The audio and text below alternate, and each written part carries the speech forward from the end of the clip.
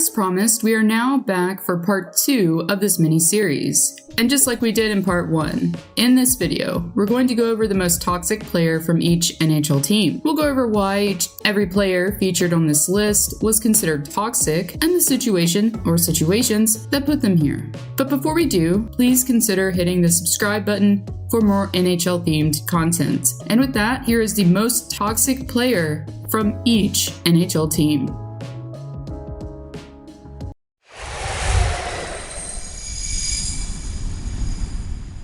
Now, in case you're amongst the younger demographic that's watching, you may not be aware of what led up to the buyout of Mike Richards. The start of this story takes us back to 2003.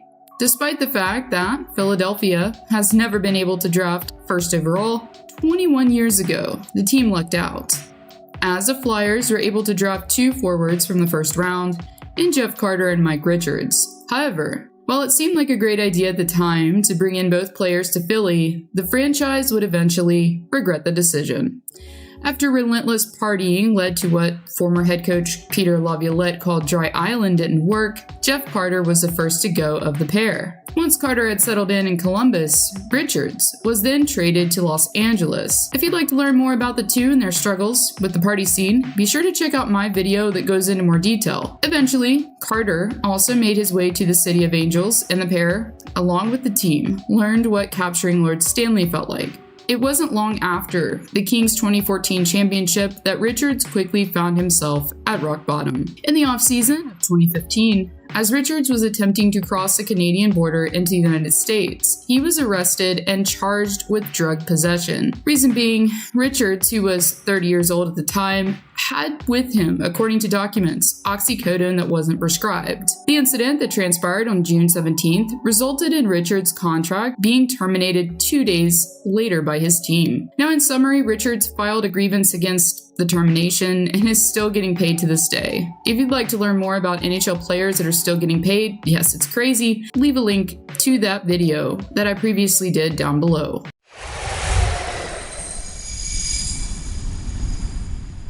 What we know about Zach Parise is that he, along with Ryan Suter, became entitled players. My guess is that Suter, who we'll get more into later, rubbed off on Parise from the start in Minnesota. Suter, who had been catered to in Nashville by GM at the time, Craig Leopold, came to the Twin Cities with the former GM. Once there, Leopold sought out the services of Zach Parise as well. Parise arrived in Mini as a proven goal scorer. With 5 30-plus seasons under his belt, the forward was looking like a core piece that could help the team long term. And you could say that Suter and Parise struck gold simultaneously, as they were given identical contracts valued at $98 million apiece in 2012. Even when the contracts were signed initially, NHL fans and spectators alike were questioning, though, if the pair would even be finishing the monstrous 13-year deals out in the end. And by now, we all know how that worked out.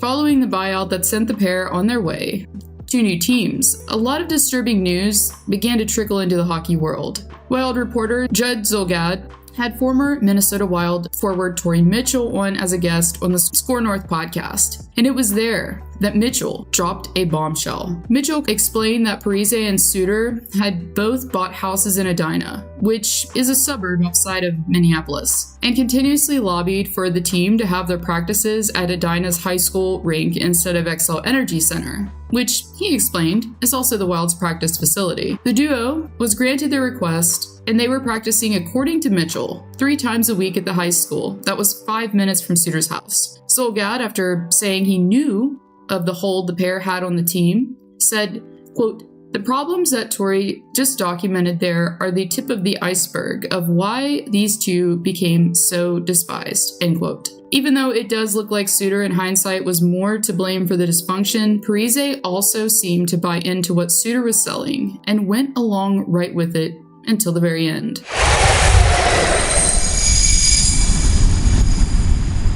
Drafted by the Montreal Canadiens in 2007, P.K. Suban gradually became a household name in Montreal. His vivacious personality and charitable spirit made him a staple in Montreal as far as the fan base was concerned. However, behind closed doors, Suban had many conflicts with his teammates. The most notable feud that Suban had while representing the Habs was with forward Brendan Gallagher. Gallagher and Suban not only fought in practice, but they later had a fierce rivalry, following Suban's departure to the Music City. After a run between the two in Nashville transpired, Gallagher, in a post-game interview, summed up his feelings about Suban. He was talking, doing what he does, but I don't know.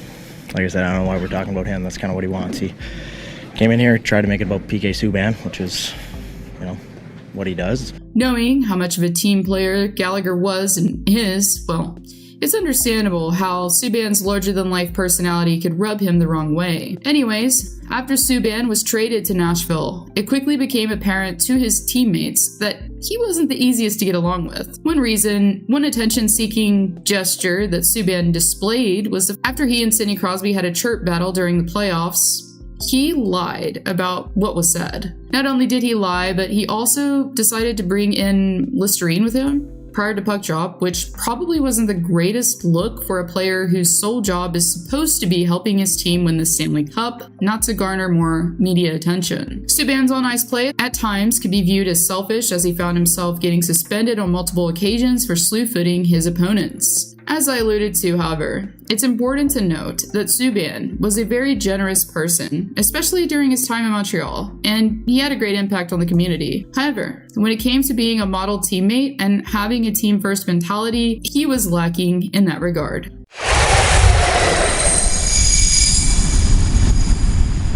Remember when I mentioned Suter's history? Well, it just so happens that he was just as toxic in Nashville as he was in Minnesota. Same entitled behavior and same bad attitude. He made his NHL debut in 2005.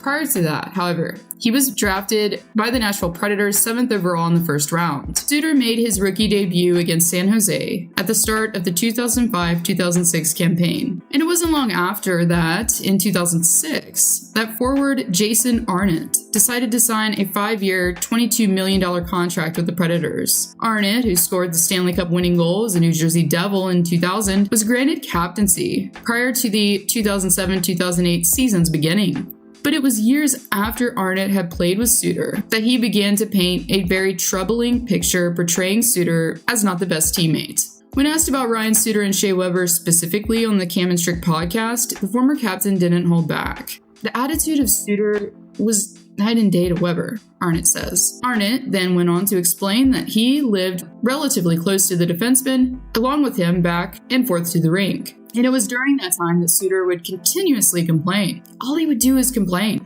Arnott said. How come he wasn't on the power play? That he didn't play enough? I can't believe this guy is making this much money, he says. The captain, however, had nothing but praise for Shea Weber, indicating that he wanted to learn and worked hard. Well, I guess you could say that the decisions that management made reflected this sentiment, as Weber was given captaincy later in 2010.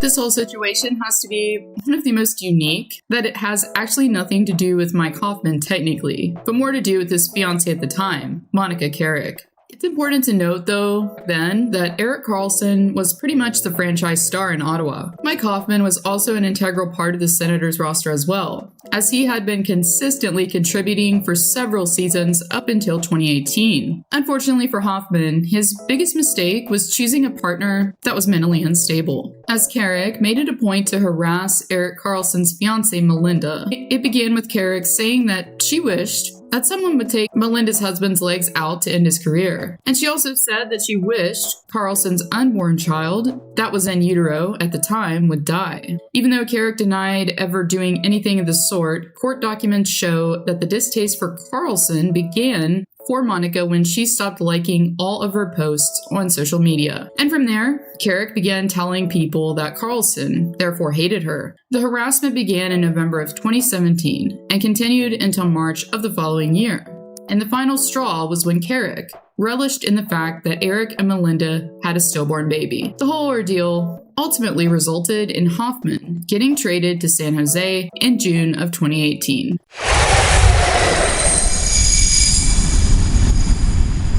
Drafted 3rd overall in 2012 by the Habs, Alex Galchenyuk was once compared to Marian Hossa coming into the league and had a lot of expectations placed on his shoulders as a result. Unfortunately, though, the Montreal-Galchenyuk marriage eventually unraveled. At the time, for many fans, it was hard to fathom why Montreal would consider trading away a player who had finished second in scoring with 51 points. However, as time passed, there quickly began to be a trend that presented itself. Teams essentially seemed to be playing hot potato, with the forward passing him around. Throughout the decade he was present in NHL happenings, he ended up representing 7 different teams. Anyways, it was during his last stint with Arizona that things for the forward began to quickly come undone. Just 13 days after signing a 1-year deal with the Yotes, Galchenyuk made headlines for all of the wrong reasons. On July 9th of this year, Galchenyuk was apprehended by local authorities in Scottsdale after a hit-and-run incident. However, that was only the beginning of the story. While in custody, he then proceeded to say some derogatory choice words and to threaten an officer. Because of YouTube policies, we're not going to go into the extent of it, but if you're new to the story, I'll have a link below that goes into more detail. After the verbal tirade, he was then booked on misdemeanor charges.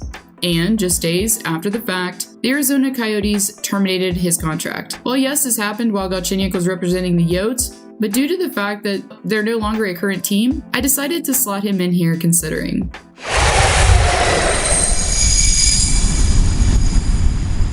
Player that has made a name for himself over the years as being one of the worst locker room guys in the league to have on a roster. Reason being, it seemed that wherever Kane went, whether it be Winnipeg, Buffalo, or San Jose, he would always find himself feuding with teammates before long. By the time Kane arrived in the Bay Area via trade, he had struggled mightily to connect with his previous teammates and respective fan bases. This was mainly due to the drastic measures that he would take to set himself apart on social media and on the team. From flaunting his wads of cash on social media to refusing to follow team dress code, this was a pattern that followed Kane to the Golden State in 2018. Now, if you've watched one of my more recent videos that I did on players who went bankrupt, then you'll know why Kane struggled to manage his millions of dollars. And in case you didn't catch the video, I'll brief you on the situation. Kane had a severe gambling problem that caused him to have to file for bankruptcy.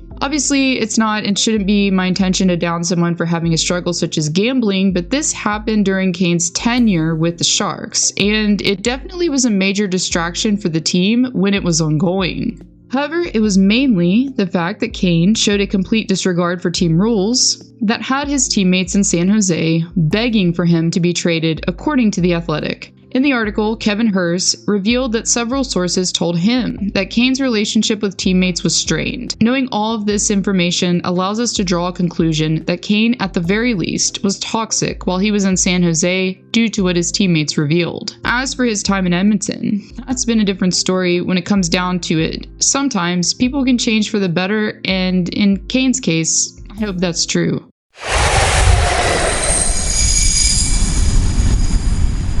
The 1990s were a drama-filled decade in St. Louis. From the Brett Hall-Mike Keenan dispute to the one that we're about to touch on, reporters had plenty to talk about when it came to the Blues.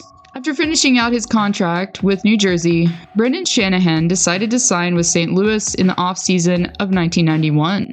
He was considered one of the 100 greatest players to ever play NHL hockey. Shanahan, at that stage in his career, was only getting started, and it was midway through Shanahan's debut season with the Blues that Craig Janey was traded to the Show Me State. Luckily for the Blues, the pair clicked right away on ice and were affectionately known as Shanny and Janny. Besides their on-ice chemistry, the duo got along pretty well off-ice. Unfortunately for Craig, however, Shanahan made a rather intense connection with his wife at the time, Catherine, so much so that she ended up leaving him for his teammate and so-called friend in the end. And unsurprisingly, Blues management quickly had a dilemma on their hands.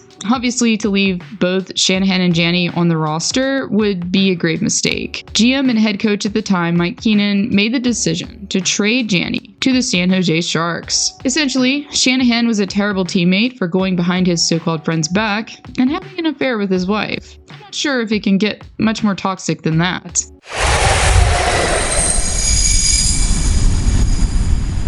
While I could have gone with Dion Phaneuf, Phil Kessel, or another player who has been demonized by the Toronto media, I decided to choose a player that actually has a valid reason to be here. Well, I guess if you watched part 1, where he's also featured there's other reasons as well. One major part of being an NHL player that's representing a team is a demonstration of loyalty to a respected fan base. Fans give their loyalty to their team, and in result, they expect the same in return. However, for Shane Corson, he unfortunately abandoned his team at the absolutely worst possible time. After being traded back to Montreal in the latter stages of his career, Corson ended up signing with the Maple Leafs in 2000. However, by his third season as a Leaf, Corson's on-ice production began to plummet. By the time February of 2003 rolled around, he had only been able to muster up 9 points in total. Therefore, for the first time in his 19-year NHL career, Corson was made a healthy scratch. This went on for a stretch of 7 games. Unfortunately though, Corson wasn't able to respond in the way that the coaching staff would have hoped. After he finished the season out with only 15 points following 46 games played, and as the playoffs commenced, head coach and GM at the time, Pat Quinn, decided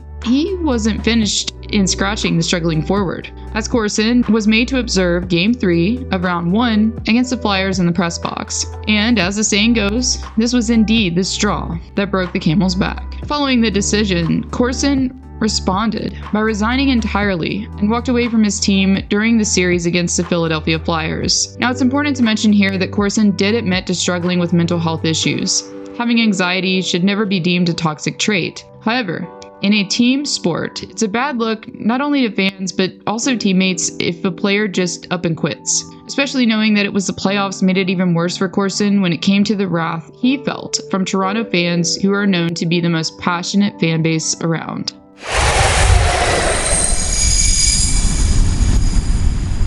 There was definitely the option to have Jake Virtanen here instead. However, when it comes to the actual damage done to the Canucks team and fan base, it's pretty logical to assume that Mark Messier takes the cake. For example, a video that recently was produced by the Blue Line Hockey on the subject generated over 50,000 views. This echoes the sentiment that Messier was indeed extremely hated. However, for the sake of time, I'm going to summarize things. Messier signs a 3-year deal with the Canucks that was worth $18 million in 1997. The Canucks came to be burned not only financially by Messier, but other ways as well. For starters, Messier seemed to have no regard for the fact that Wayne Mackey's number had previously been unofficially retired, due to Mackey dying at 29 due to brain cancer. Even though yes, Messier had been notoriously number 11 up to this point, it just wasn't a good look for the forward and didn't exactly endear him to the Vancouver's fan base. Another issue that fans have taken with the Messier era is the fact that he came in and immediately took captaincy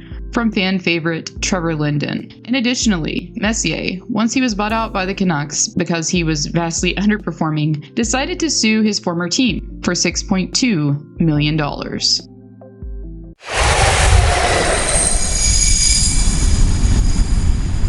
Back in 2020, Brendan Leipzig, who was playing for Washington at the time, made the decision to blast current and former teammates in a group chat. Brendan's brother Jeremy was also present in the group, along with NHLer Jack Roderwald. Some of these comments are just too graphic and offensive to go into, but here's some more of the milder ones. For starters, Leipzig called Tanner Pearson's wife fat and made derogatory remarks about Connor McDavid's wife's Lauren's legs. He also dissed his teammates at the time, Garnet Hathaway and Nick Dowd, by calling them losers. After Rodewald's account was hacked, the screenshots containing the offensive verbiage were leaked for the hockey world to see. 2 days after Rodewald's Instagram account was hacked, Leipzig found himself without employment as he was placed on unconditional waivers by the Capitals thereafter.